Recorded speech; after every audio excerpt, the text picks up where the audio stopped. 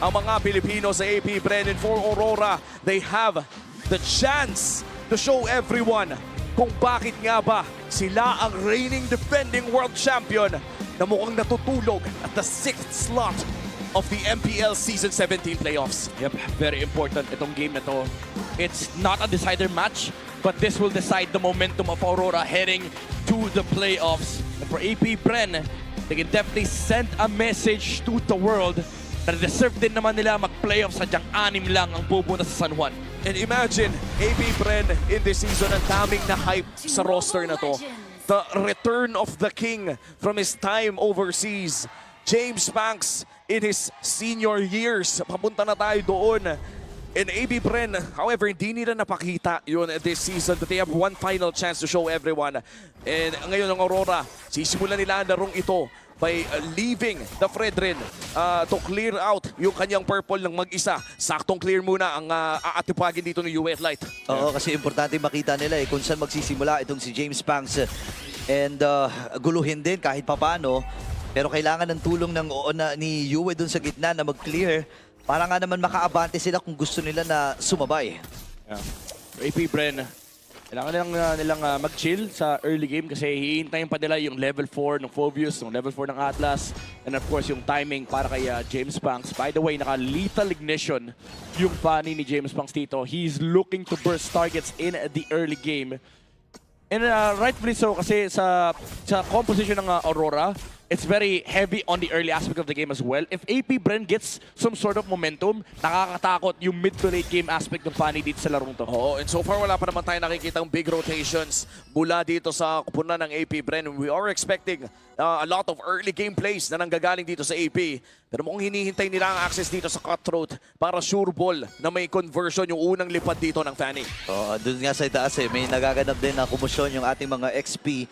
Nova magpapakita din na James Banks level 4 na. Palit niya po si Yue. Arego, napakakatinong Cutthroat. Pero hindi pa sasapat yung kanyang damage para patayin at makuha ang first blood. Pero at least magkakaroon siya ng oras sa mga pag-farm. Medyo dugaan si Yue pero makakapag-regen pa rin naman. In fact, parang wala masyadong nangyari. Nova zoning out.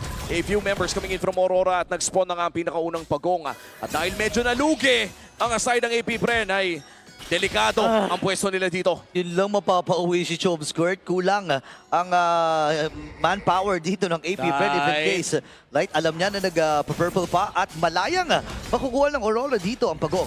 Bakit level 3 lang yung Valentina kanina? Na-miss ata yung isa, pre. Napasama ata yung dalo ni James Banks para may namatay atang minion wave. Or minion nung kumable siya.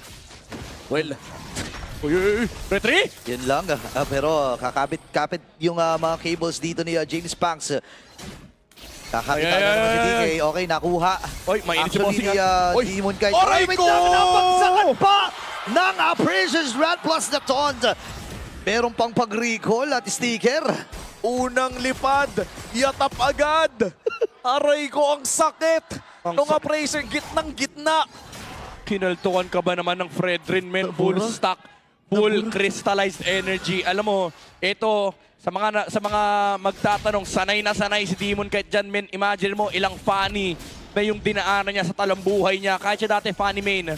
Pero yung Fredrin niya, kabisado niya na yan. Yun naman kasi parang kung ikaw yung nagaganyan dati bilang Fanny Mail, yung mga rookie years ni Demon Kite. Ngayon siya na yung nangkakaltok gamit yung Fredrin. Call that character growth, pare. Ano yan coming from experience yan Kasi dati alam niya rin kapag nataton siya nila Carl TZ nung kapanahon nang nagpe-Fredrin spam si Carl, nakakaltukan din siya. Ngayon, siya naman yung mga ngaltok. Yung feeling, no? Alam niya yung feeling. May first-hand experience siya. Wait lang, LBJ. Mabibitbit din. Pero parang hindi na ata siya makakatakas dito at tatanggapin na lang ang kanyang kapalaran na makukuha na rin siya ng Rora. Pero may extended defy dito sa may bandang ibang bahagi. Shizu makakatakas. James ang nakakuha rin ng kill. Si Domi ngayon kanyang napili. Light ngayon ay aatras there with the flicker. At buhay ang 4 na miyembro na nandun sa ibaba para sa AP. Wow, honestly, very impressive. Pero kaso nga lang, yung Lord! Ay! Lord yan para kay James Banks Pero sabi niya, sige, try natin. Hulihin ito si DK pero sobrang kuna talaga. Aray ko. Anong ka-importante, pare? Yung Lord. Yung Lord. sa mga di nakakaintindi, i-explain ko sa inyo, as a Ling, Fanny, Hayabusa player, ang purple buff para sa ganung sa mga ganung hero ay Lord. Actually mas importante may purple buff kaysa kay Lord. Minsan nga makakakita kayo ng mga funny player na naglo-lord na yung kalaban. Walang Uunahin pa pake. rin niya yung purple eh. Oo. May mga pina-purple dance, nilo-lord dance na nga yung purple, di ba? Oo, yan yung kailangan 5 kasama ng Fanny, hindi pwedeng mag-isa lang siya. Okay, Yue. Okay, bibit-bitin niya muna dito si Nova.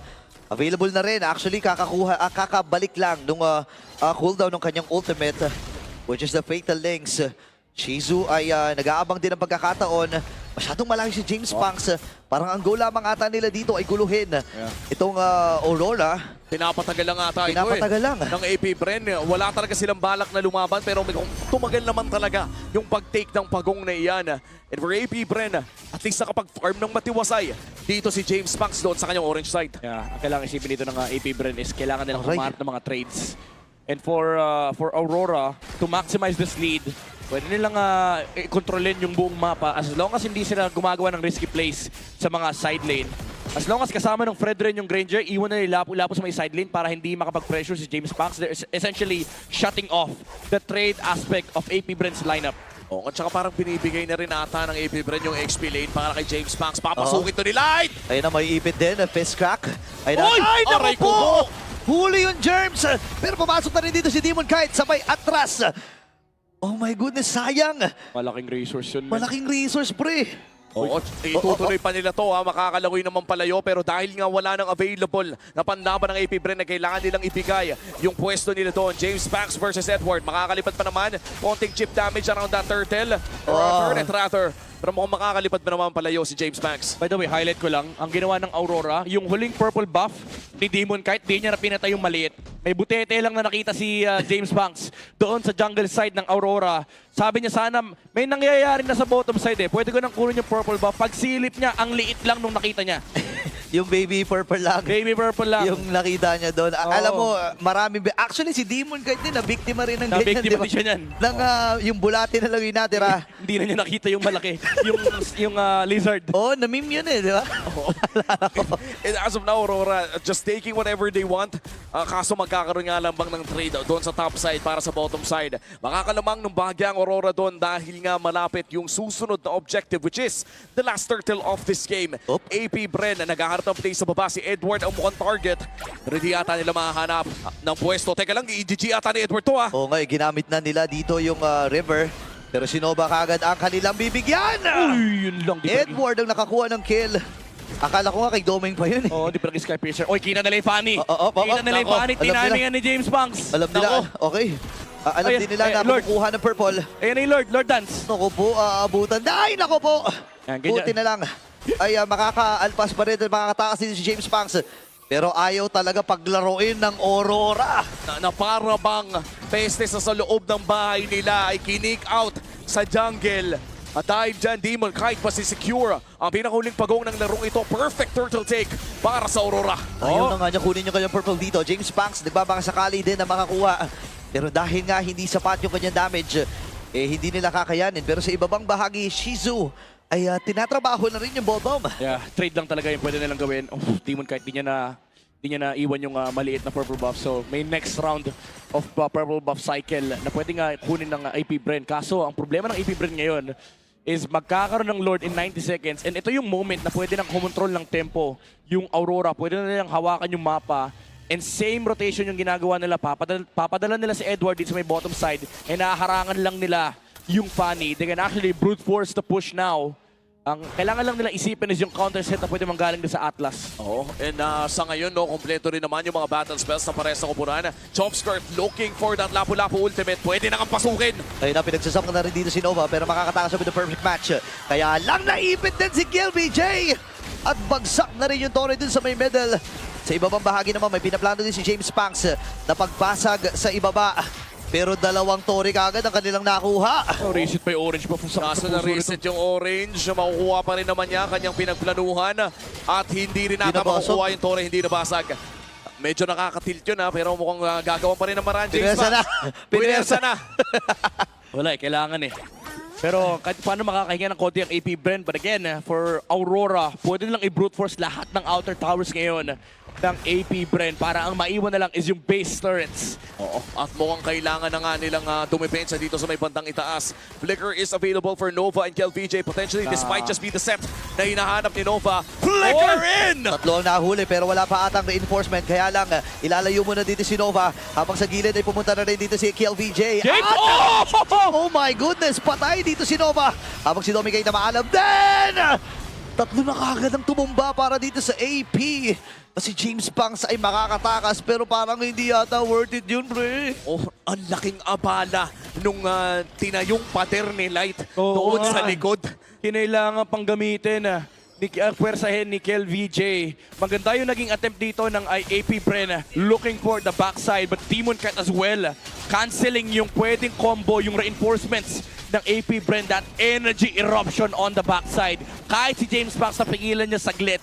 Although nakuha pa rin naman nila yung kill kay Dominic at hindi ganun kalaki yung casualty. And that is the Lord secured para sa side ng Aurora Gaming. Perfect objective so far. All three turtles sa loob ng larong ito, yung pinakaunang Lord. Lamang na lamang ang Aurora when it comes to objectives. All-purpose din, pare. Oo. All-purpose din. Sakit mo namang magsalita. Sorry. Sorry sa mga funny players. Hirap ng kalagayan ni James Banks. Alam mo ang ginagawa ng Rora dito, ayan na. Ayaw na nilang pahawakin ng purple. Iiwan pa nga yung maliit. Gusto ko nga masilip tong ano eh. Gusto ko masilip yung isa pang purple camp eh. Oo, kung ano meron. naman yan. Oh, James Banks! Ayun, Aray ko, nilamaan wow! na! Ng thought mula kay Demon Kite. Pero nakabawi din naman siya kasi si Doming. Ayun na, Butete lang Yung- din, men! yung butete na lang yung naiwan.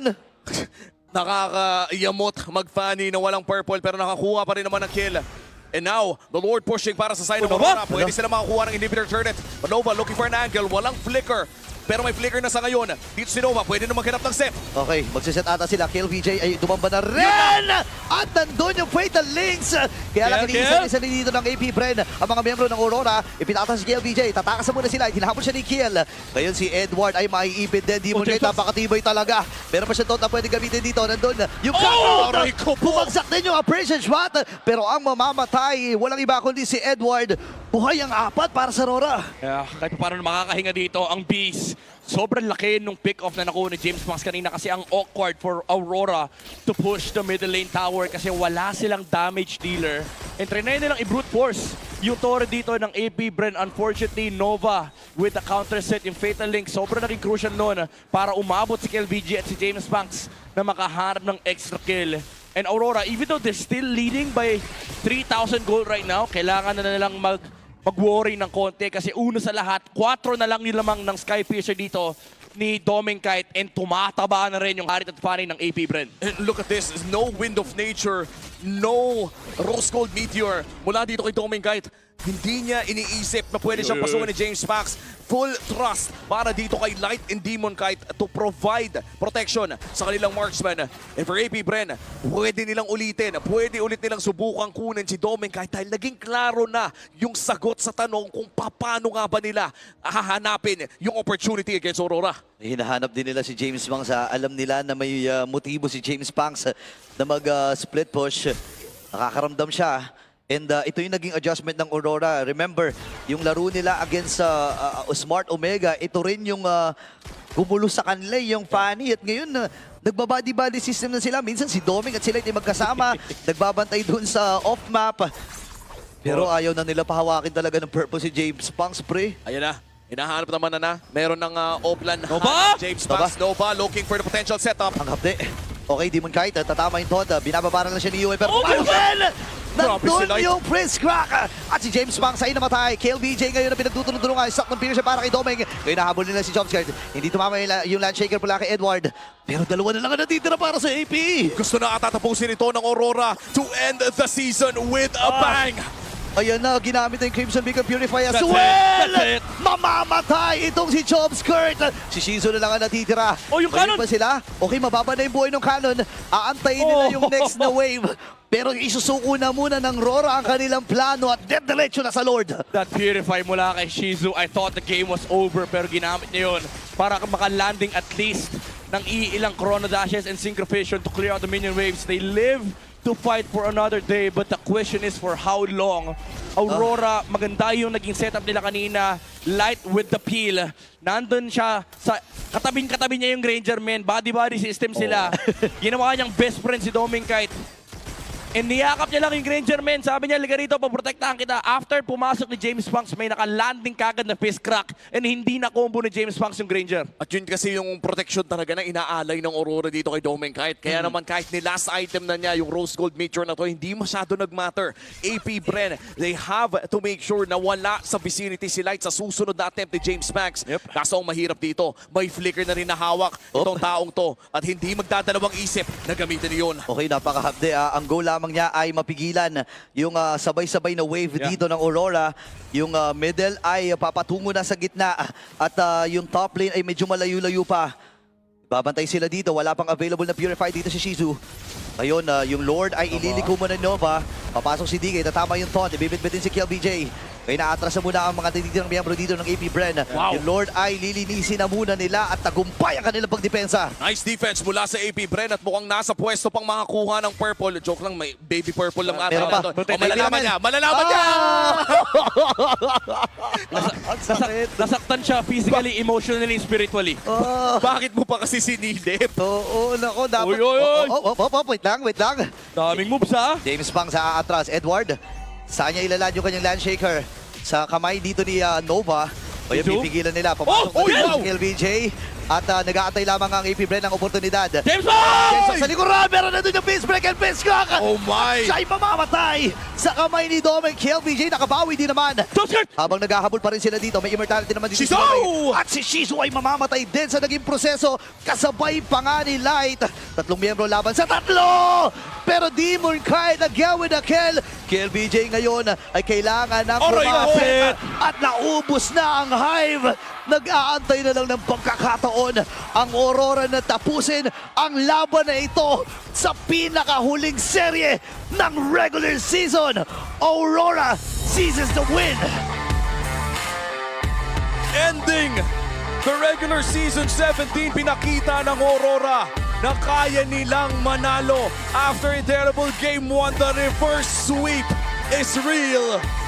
At kitang-kita naman yan sa mismong card na dinala ng Northern Lights. Mukhang totoo nga ang kanilang mga sinasabi. Ito ata ang simula ng momentum ng Aurora. Magandang proteksyon mula kay Light.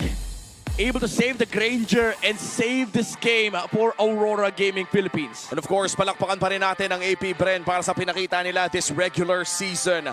One of the more historic orgs sa MLBB Esports ay makakausap na rin natin sila para malabas sa kanilang mga saloobin. And of